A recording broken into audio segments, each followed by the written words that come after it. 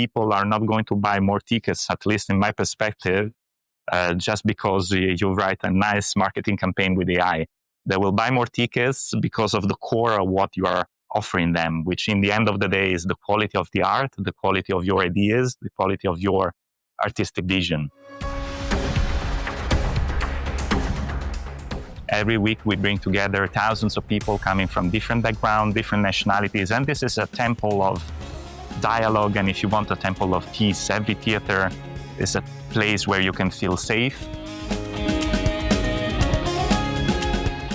During a show, sometimes I used to sit or in a box or at the end of this auditorium, and you see 2,000 people, there breathing, smiling, crying, and you see all these emotions going around the room, and you watch on stage incredible artists performing exceptional music.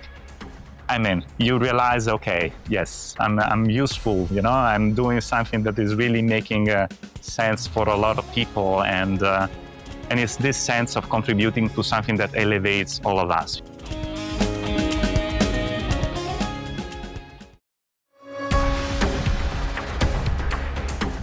Welcome to the StageLink podcast, your access and connection to the live performing arts. In this podcast, you'll hear from some of the industry's most inspiring people from around the globe who create magic on stage and backstage. Our guests share their knowledge, passion, and the real stories of how a show comes together. We hope you enjoy this episode.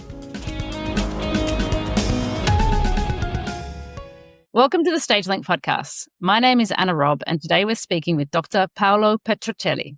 Dr. Paolo is an internationally recognized cultural leader, academic, and author. He is head of Dubai Opera, one of the Middle East's most prestigious performing arts institutions, and was recently knighted with Italy's highest honor, the Order of Merit, for his contributions to culture and international cooperation. Named a Young Global Leader by the World Economic Forum and a European Young Leader by Friends of Europe, he has also been recognized by Fortune, Fast Company, and Arabian Business as one of the most influential cultural voices of his generation. With over 15 years of leadership experience across Europe, the Middle East, Africa, Asia, and the US, Paolo is founder of Emma for Peace, a leading non-profit using music diplomacy to provide dialogue. He also serves as a cultural advisor to Coldplay, lectures at universities including Yale, MIT, and the Sorbonne, and is a TEDx speaker, Forbes contributor, and LinkedIn top voice. Paolo, welcome to the show. Thank you for having me. Hi. I love that you're on the stage of the Dubai Opera. It's one of the most prestigious performing arts institutions in the Middle East. So I'm going to start with my first question on what's your vision for the role of this venue and in this region's cultural landscape? Well, first of all, welcome to Dubai Opera. We are just here on the main stage of our amazing auditorium with 2,000 seats. And yes, this is actually the main performing arts center here in the Gulf region. And so we can say one of the largest arts organizations in the Arab world. Dubai Opera was founded in 2016. We are getting close to our 10th anniversary. Over the last 9 years, we have already welcomed 1.5 millions of spectators. And we have been presenting so many different kinds of productions, going from opera, ballet, musicals, of course, Arabic music. And we have been covering the entire spectrum of the performing arts. So I think that we have incredibly contributed to the development of the arts in this part of the world. And most in general, of course, we are contributing to innovating what means to do and presenting the performing arts in nowadays. Fantastic. And with your curation of content, because Dubai is quite an international city, but I'm sure you want to lean into some of the local regions' offerings as well. How do you decide what gets put on at the Dubai Opera? Well, Dubai is a city that is bringing together more than 200 nationalities. So we probably have one of the most cosmopolitan audience in every city of the world. So we definitely need to connect with this incredible community, listen to them, understand their expectations, but also, I would say, be inspired by this incredible diversity and multiculturalism that we have here in Dubai. So when it comes to programming, I think that we have an exceptional opportunity to really bring on one stage, on this very stage, the best of the arts coming from all over the world. And this is an incredible opportunity. And of course, especially for me and my team, we are getting so excited when it comes to build the next season because really we look at the world and we decide what would bring here at Dubai Opera, what represent the most this incredible diversity, what is artistic excellence, not just from a Western perspective, but really from a global perspective. So it's really a 360-degree journey around the arts yesterday and from today. So definitely is also a journey that is bringing together tradition with innovation. Amazing. Because some of our audience are international, tell us what have been some of the most popular shows that you've put in the Dubai Opera House in the last year for the audience. Right. Well, first of all, I think it's very interesting to underline the fact that more than 40% of our audience is actually under 45 years old. So it's a very quite young and vibrant audience, the one that we welcome here at Dubai Opera. And it's a very curious audience. They like to be surprised and be exposed to so many different genres. Of course, there is a more, let's say, appetite for certain specific genres like musicals, of course, Arabic music. But we see an increasing interest also for the more traditional forms, art forms like opera and ballet. So I have to say that we are very excited how the community reacts to our programming. Over the last few seasons, we have actually reached the highest number of ticket sales ever in Dubai Opera history, with more than 250,000 spectators per year, per season. The most, of course, attended shows were most probably the big major musicals that we have presented, starting from, of course, Phantom of the Opera to Singing in the Rain. But also, again, we have seen exceptional participation in so many different kinds of shows, including symphonic shows and operatic and ballet performances. And your venue is a modular venue, correct? It's not just a traditional proscenium arch theatre. It moves into other spaces. Correct. True. I really want to make this podcast from the stage to give also your spectators, our spectators, the possibility to see this incredible auditorium, which is definitely a contemporary setting. But at the same time, right now, what you see behind me is the theater mode with 2,000 seats, beautiful shape. But we are able in just a few hours to completely change the configuration of this auditorium. It can come a flat floor. So all the seats that you see here on the stalls will actually disappear in just a few hours. And the entire shape of the theater will dramatically change into a beautiful hall that can host pop rock concerts or even gala dinners for almost 1,000 people. That's so good. That's so good. I want to move on to you a little bit. You've held senior roles across Europe, Middle East, Africa, Asia, and the US. What have you learned about working across cultures in the performing arts?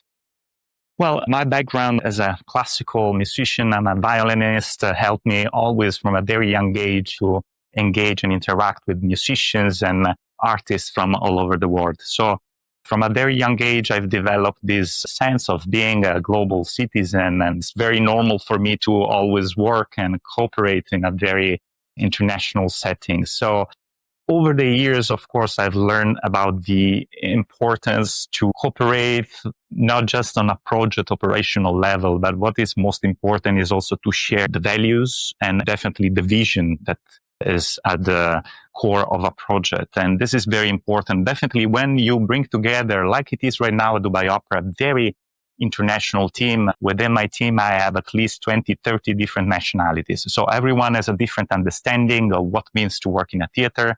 Everyone comes with a different background, also human, personal background. So it's very, very important. First of all, internal communication is essential. Everyone needs to know what they are contributing to, the importance and the opportunity that they have to work in a team like the one here at Dubai Opera. But of course, for me as a leader, it's very important also to read on an emotional level what my team members feel when they come here working in our office, understanding the different sensitivities, the different approaches to work. This is very important. And I think it's definitely never-ending process of learning and understanding, in the end of the day, the beauty and the diversity of humanity, which is also reflected in my wonderful team here in Dubai Opera. That's great that you've got so many people from different countries working together. And Right. I think that it's something that Yeah, for sure. They're bringing their diverse perspectives and things like that. When you have a lot of, I'm sure that the load in and load outs and other companies coming in to bring shows to your space, how also do your team work with those groups that are coming through? And is there anything that they are surprised or find unexpected with regards to showing up to the Middle East for the first time? Right. Well, I think I have to say, and of course, I'm very proud of my team, but I'll try to be as much objective as possible. But every time that we receive a feedback from a guest company coming here at Dubai Opera is more or less always the same. First of all, they are quite impressed about the fact that especially the technical team here is really on a very top level. And of course, this is also because they have been exposed to so many different kind of productions. We change from a musical to an opera and then a ballet and then an Arabic concert. So this allows first the technical team, but the entire structure, including marketing team and everyone who is contributing to the success of the show, to really be exposed to so many different practices, professional practices. So everyone is very impressed about the level of know-how and expertise that you find here at Dubai Opera. And also, definitely, they feel very welcome. And I think that this is really one of the most maybe best attitude that we have here at Dubai Opera. We are always ready to join forces with everyone. We are ready to do our best for the success of the show. And ultimately, we are putting a lot of effort and a lot of passion in what we do because of the shared love that we have for the arts. So this is really a vibrant feeling that you have in this theater, maybe also the fact because we are a relatively young organization and also because we have a lot of young members in our team.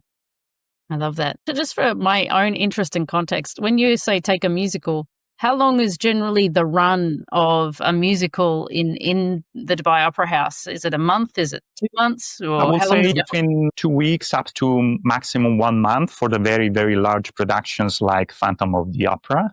And this is because of multiple factors. First of all, definitely when we bring a major production here in Dubai, musical or opera or ballet, you name it, we need to perform also financially and commercially very well in a very short period of time, just because, of course, we sustain huge costs of bringing an entire company in, flying in from Europe or US or wherever. So definitely from the investment perspective, for us is always a big challenge and we are definitely very exposed. But that's why over the years, we managed to find and refine also the best model that works here in this very specific market of Dubai, which is becoming extremely competitive. So we see that year and after year, and this is definitely something that everyone can see also from the news online, the cultural offering of Dubai and the UAE is becoming exponential, is becoming a mega market. So maybe 4 or 5 years ago, still Europe was definitely presenting much more. A European capital was presenting much more than Dubai. But right now, I think that the gap is sensibly reduced and we can see that this market, this city, this country, they are really playing a major role in the advancement of the arts globally. Yeah, it's definitely moving over there and I know the world is watching, so it's great. Just on the demographic, well, first of all, it's amazing that you've got a demographic that is under 45, so that's fantastic. And in terms of those people, do you have a kind of a percentage of how much as local and regional attendees versus tourists in terms of the people that come to see the shows? We do. And it's a very encouraging, statistic, because we can see, generally speaking, it's almost 60% of residents and 40% of visitors and tourists. Of course, these also change from show to show, genre by genre. Definitely when we present Arabic music, we have even more higher presence of locals, of course, attending the performance. But there is, of course, a very strong bond and connection with the local community. In the end of the day, still today, we are the main and only performing arts center here in Dubai. Of course, there are other even bigger venues like Coca-Cola Arena, but they are presenting, of course, a different kind of programming and different kind of artistic experiences. So we have a strong connection with the local community every time we announce the season, and we are just about to announce our new season in the upcoming week. There is a strong expectation and strong attention from the entire community. But at the same time, of course, the reputation of Dubai Opera is growing and growing also internationally. And we are very happy to see that there are also new tourist agents and agencies that are actually planning trips and tours based on the program of Dubai Opera. Oh, that's fantastic. Back to you a little bit. You've also teach at Yale and MIT and at the Sorbonne. What do you teach there? Do you talk about cultural leadership? What do you take to those students when you're teaching? Right. Well, over the years, I've been very active. Now a little bit less because, of course, of the big responsibility that I have here at Dubai Opera. But I've been very active in the academic field as a researcher, as a professor. And I've always been very fascinated and attracted by stay close to the new generations, because for me, first of all, it's an opportunity to transfer them what I've learned and what I'm still learning every day, working in exceptional organizations like Dubai Opera. So I really think it's very important for me to share with them my experience and my expertise, also because now I'm getting older and older, but I still feel very close to the new way of seeing cultures that the new generations, the vision of the new generations. So I feel very close to that. But it's also an incredible opportunity for me to still learn from them, from the youngsters and the new generation, to also be, if you want, more connected with the way they are seeing and perceiving what culture is about today. And I think it's very important to bring this back inside my work, inside the organization I'm working with. Yes. So over the years, you mentioned I've been, lucky and proud to working with some exceptional academic organizations in Europe and in the US. And definitely I hope in the future to continue also this part of the work.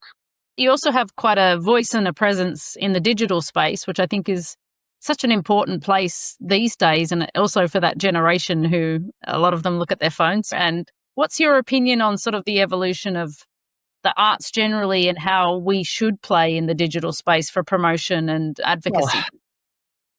Well, definitely it's very exciting times for digital media and especially for arts digital media with everything that is happening, of course, also with AI.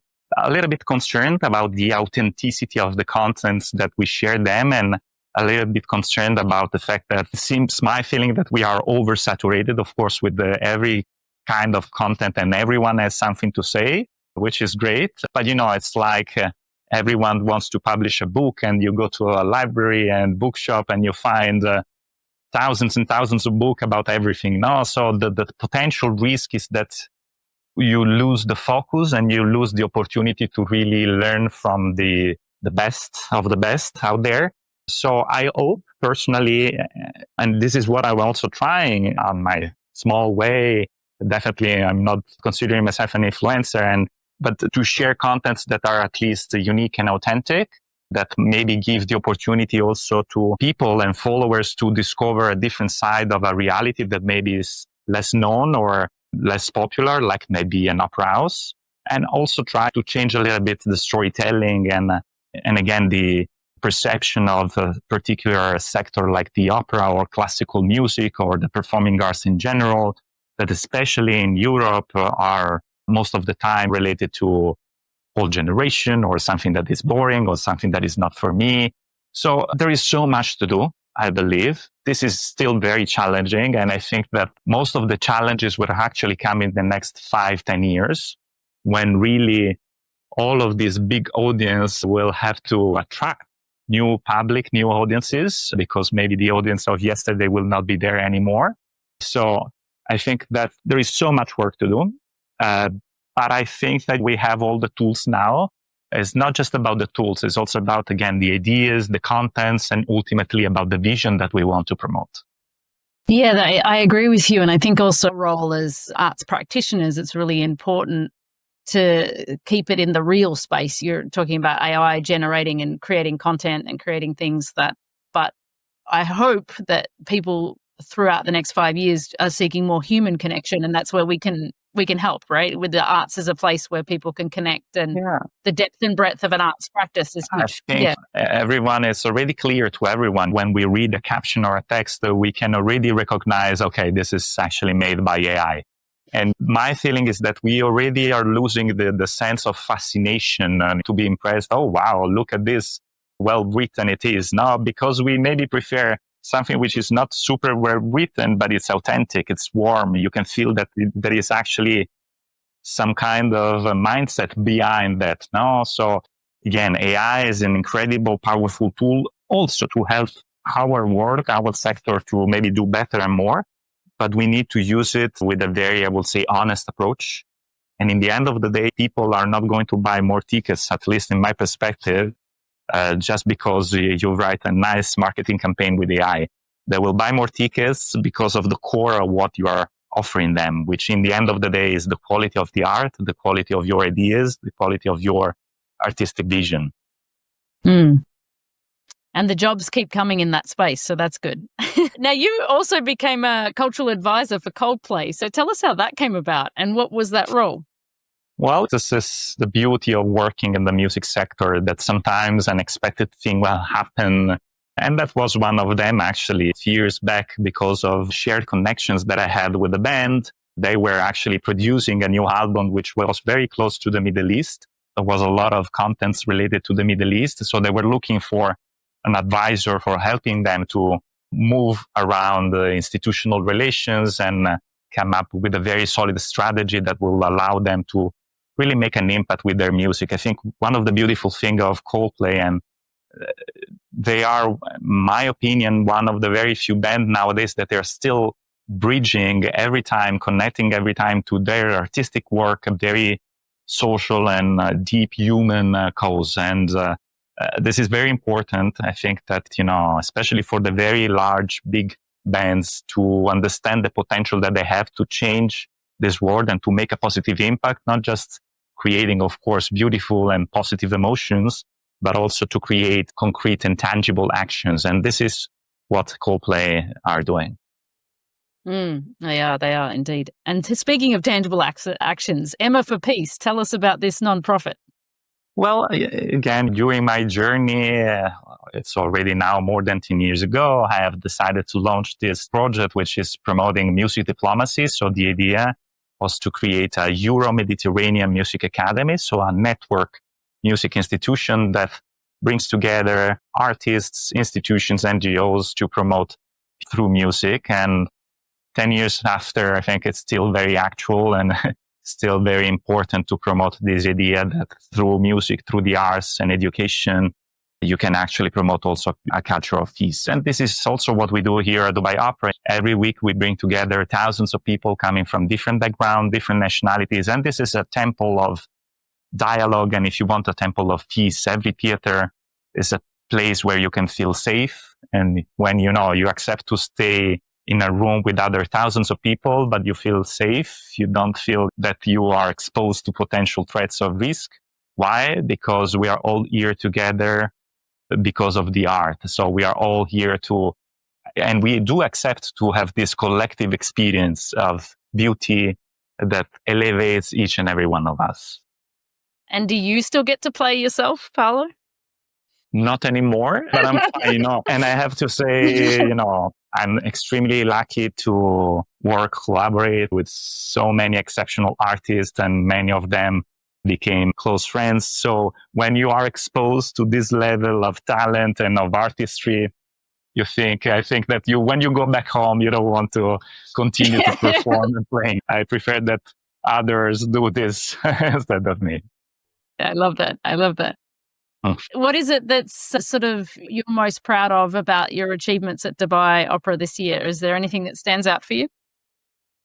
Look, of course, from a more strategic and leadership and business perspective, the numbers, of course, are big numbers. We are all very proud of those numbers that I think not only reflect, the capacity of this organization to do well, but also, of course, they reflect the incredible development of the arts in the city and in this part of the world. Now, there is this very standardized storytelling of Dubai, which is all about luxury and hotels and restaurants, true, but it's also becoming a real international global cultural capital, Dubai. And we are very proud to contribute to that through our work here at Dubai Opera. But also personally, I'm very proud about seeing a team that is growing, that is becoming more and more passionate about this building, this venue, this organization. and to feel this attachment that everyone is coming to the office, not just as a normal work, but there is something special going on. And I have to say, of course, this happens in many theaters around the world. We are all very lucky, the ones that are working in this beautiful temple of the arts. But what I'm feeling and what I'm experiencing here at Dubai Opera is quite unique, and most probably, especially because of this diversity and multiculturalism that there is also in our team. Wonderful. Now, we always sort of wrap up our podcast with the same couple of questions. So I'm going to ask you these now. What is the most favorite thing about your job or the industry? Well, I think that, to be honest with you, probably the fact that I don't see at my job as a job.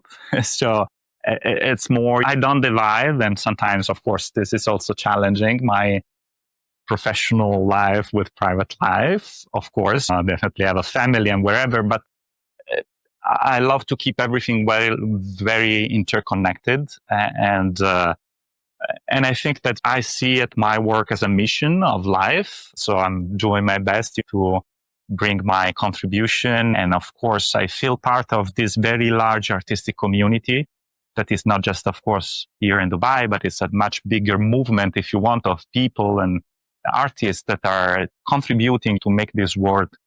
And I think what is really great and special of our work is to feel the power that we have. When you come inside Dubai Opera, for instance, during a show, sometimes I used to sit or in a box or at the end of this auditorium, and you see 2,000 people there breathing, smiling, crying, and you see all these emotions going around the room, and you watch on stage incredible artists performing exceptional music.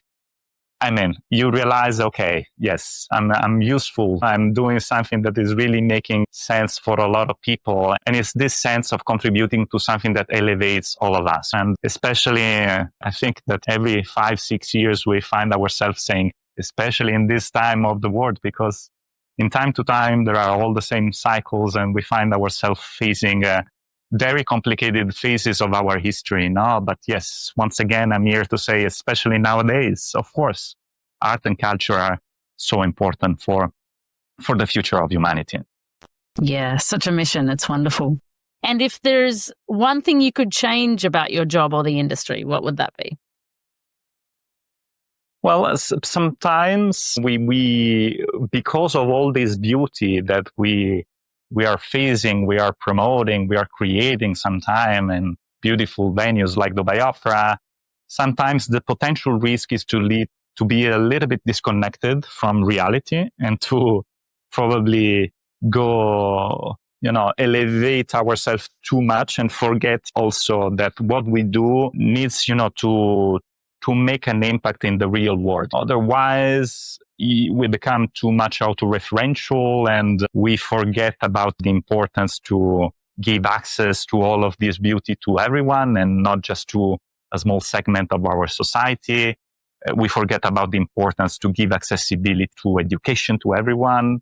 That is not just basically an elite, an exclusive community. So it's very important to keep this community, the artistic community, open and to keep this dialogue between the art world and society going on. This is very important. Sometimes, also of my career, I found myself debating a little bit with some of my colleagues and some artists. And let's not forget the importance about contributing as active citizens to our society, even from a stage. So this is very important.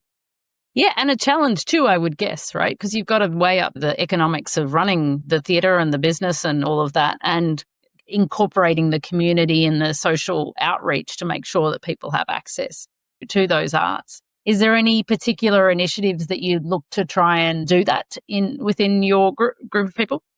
Well, here at Dubai Opera, we are developing definitely, I would say, a few community projects. Of course, being a private organization, our main focus is on presenting shows, but we are also dedicating time and resources to develop more community projects. And we are just about to announce some new exciting projects in a few weeks' time with our launch of the new season that will also see new private sponsors and partners coming in to support us in this specific field of the community projects.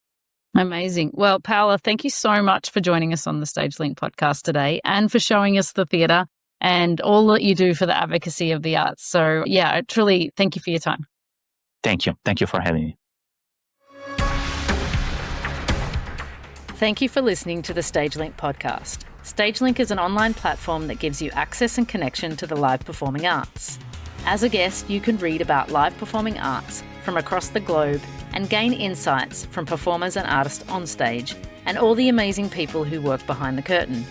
If you are an industry professional, StageLink Pro offers jobs, networks, and career support tools, and you can build your own professional profile on the site. As a StageLink podcast listener, you are eligible for 20% off your StageLink Pro membership. Visit us at stagelink.com and when joining, use the code SLPodcast. StageLink, that's STAGELYNC.com.